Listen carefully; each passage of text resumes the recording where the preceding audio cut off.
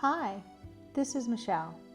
Have you seen some of Monet's famous paintings and wondered, is that a real place? And yes, it is real, and you can experience it too. Just outside of Paris, France, there's a little village called Giverny.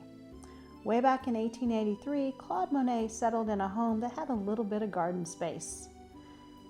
You can see his bright blue tiles and copper pots. He loved color.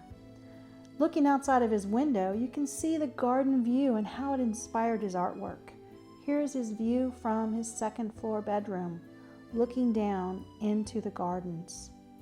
He didn't like constrained or organized gardens. He preferred to let the flowers grow freely and group them by color.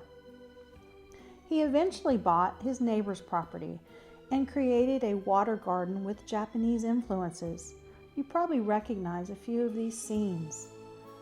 Monet actually created these gardens himself, and after his death in 1926, his family maintained them, but after the Second World War, the property fell into disrepair.